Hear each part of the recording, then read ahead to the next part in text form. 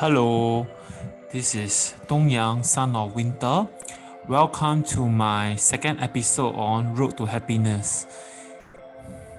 幸福之路之 Noble Eightfold Path. Today, I will share about my understanding of the Noble Eightfold Path.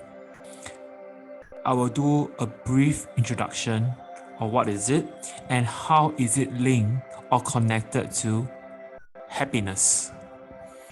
In my last episode, I shared about the importance of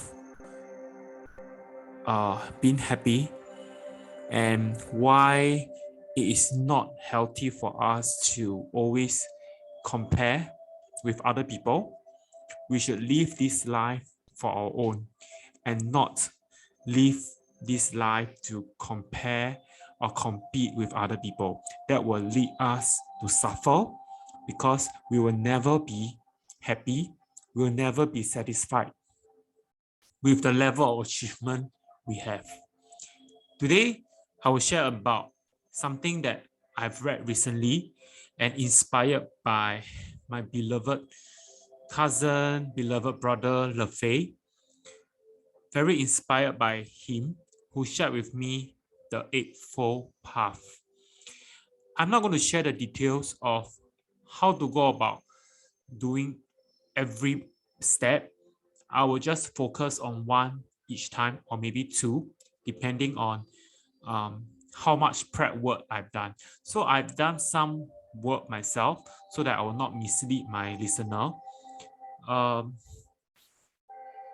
First of all, I'd like to say the comments I have is strictly my personal comments. I hope nobody will take offense with what I'm about to share. It is strictly based on my own personal experiences and insights. So please do not take offense at what I have to say. It may not apply to you, or you may not find it relevant or applicable or important to you. For those who are not Buddhist, please don't be offended. It may not be related to your religion. However, the teaching here is relevant to everyone, regardless of religion. It is something that we can use it to improve ourselves, to help ourselves becoming better, becoming happier. So I hope this sharing will be useful for all of you. I like to do this because I'm really inspired by it, and I like to share this happiness, this secret to happiness with all of you here. So, what is the Eightfold Path? Most of the information will not be written here on the screen, but I will say out myself. I will do my own interpretation. So basically, the Eightfold Path is a path to liberation from samsara, which is the cycle of birth and death, in the form of nirvana. Okay, we want to be liberated from this cycle of birth, death. In Chinese, we call that 生老病死循环. So having the understanding of this Eightfold Path is not sufficient. We need to practice them consistently. I'd like to reiterate that these 8 practices, right, are not a step-by-step thing. They have to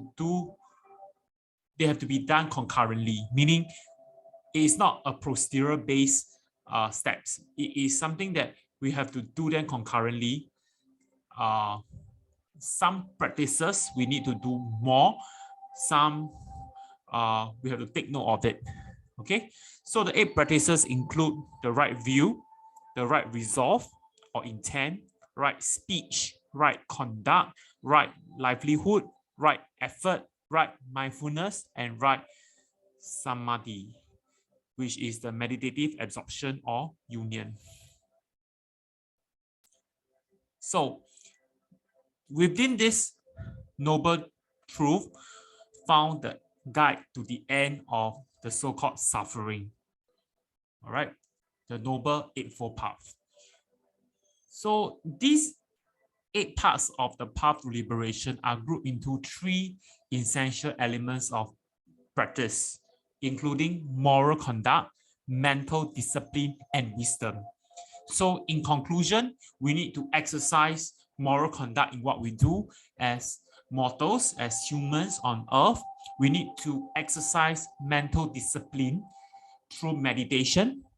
We need to exercise wisdom by having the correct understanding and view. So I hope whatever I share here is actually practical and relevant to my listener. So this actually came from the whole teaching of the Buddha, to which he devoted himself during that 45 years, deals in some way or other with this path. He explained in different ways and different words to different people, hoping different people can understand and benefit from it. So he explained in a different way according to the stage of the people development and their capacity to understand and follow. All right. But the essence of many thousand discourses scattered in the Buddhist scriptures is found in this noble Eightfold Path.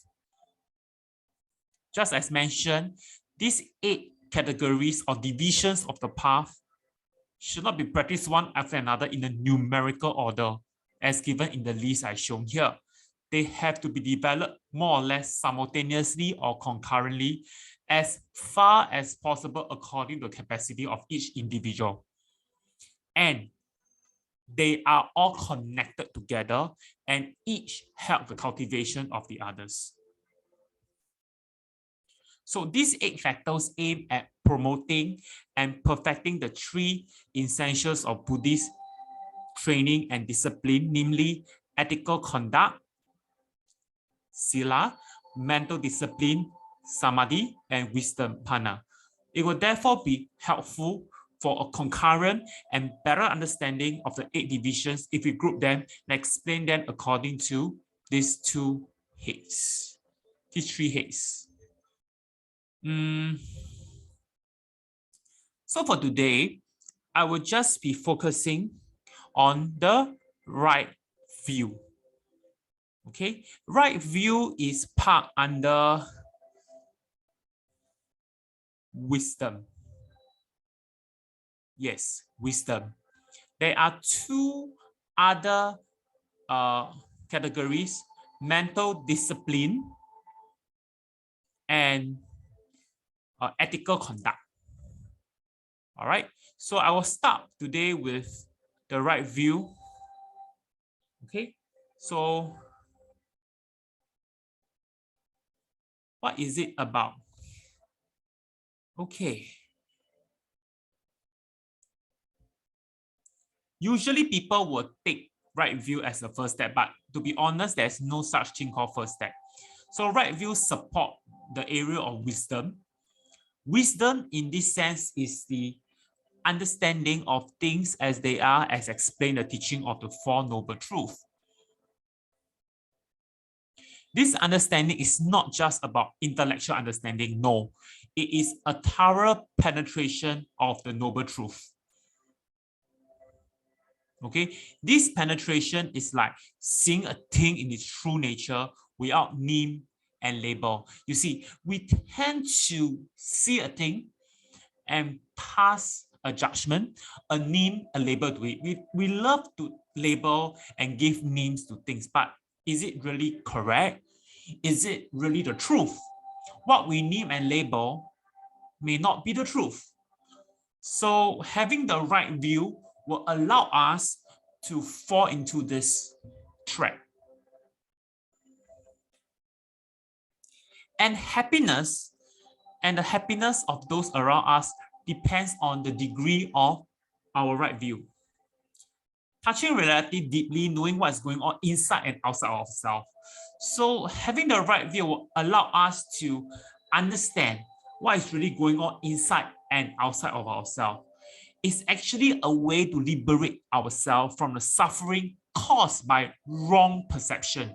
You see, there are many times we are suffered. We feel bad because we have the wrong perception to things. Okay, our own mind, our own perception cause us the misery, cause us the suffering.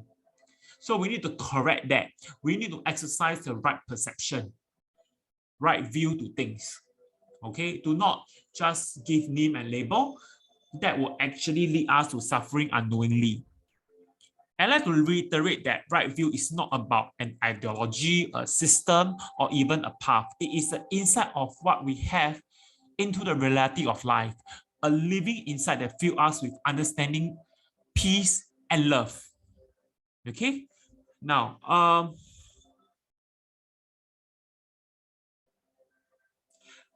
in Mahayana Buddhism, okay, prajan pranan is associated with the intimate realization of suyata, meaning the teaching that all phenomena are empty of intrinsic being. 色即是空，空即是色. Whatever we see, right, is just like that, like that, like that. It's not, they are all of the same form. Whether you are handsome, you're ugly, they are all labeled by people, but actually we are all the same. It's the label that classify things because it is more convenient for people to do it. But convenient doesn't mean it's right. We need to learn how to cultivate the right view. Yes, right view developed from practice of the Eightfold Path. For example, the practice of samadhi through right effort, right mindfulness, and right concentration prepare the mind for penetrating insight. Meditation is associated with the right concentration. Ethical conduct through right speech, right action, right livelihood, support right view through cultivation of compassion. And do note that compassion and wisdom are two important wings of Buddhism. Compassion helps us break through our narrow self-centered view. We seem to have this narrow self-centered view, and we need to have a breakthrough from there. And that will allow us to gain wisdom. So cultivating right view help us to have compassion. Compassion is not just about, oh, I have empathy for people. No, it's not just about that. It's something deeper, something more insightful. It is about breaking through our narrow self-centered view. We tend to have a very narrow self-centered view to the world, but having compassion goes beyond that, you know, and that process will lead to gaining wisdom. Having wisdom will help us realize that nothing is really separate, which enables compassion. And by the same token, the wisdom part of the path, right view and right thought support the other parts of the path. So ignorance is one of the root poison that brings with it greed and ill will. So when we have wisdom, we are not ignorant. Okay. Now, having the right view requires us to understand the doctrine. Okay, we are not to accept any teaching on blind faith. We need to examine the teaching in the light of our own experience to judge for ourselves what teaching we accept as true. Okay, so whatever the priest or whatever the teacher say, you have to exercise wisdom and not just accept whatever was taught. Okay, there has to be a thinking process. But it doesn't mean the doctrine of Buddhism are optional. All right. Many people think that, oh, having meditation and mindfulness will be sufficient. Or they can be ignored. No, no, no. Every part of the Eightfold Path is essential. Okay, we need to have the right attitude to that.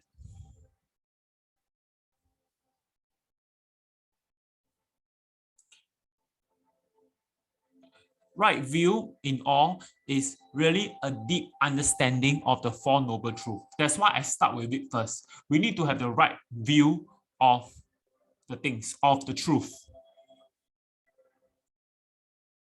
So right view is something that penetrates insight into the nature of reality as described.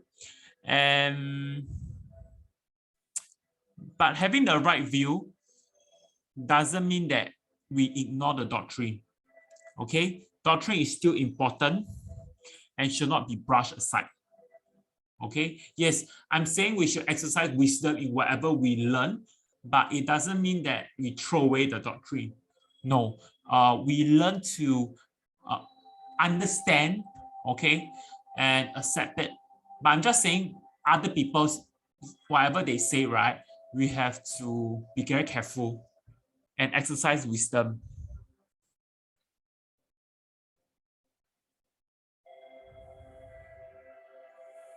Okay, so I think I've come almost to an end of this session. I hope you guys like what I shared here. So having the right view, having the right perception to things, and to not give name or label to things, that will allow us to exercise compassion, and is also an act of wisdom. So I hope this will lead us to happiness and break us away from suffering. Thank you very much, this Dong Yang. And remember to support me for more videos like this. Click like, comment if you like to, and please subscribe if you haven't done so. I really appreciate and thank you for your support. Thank you very much.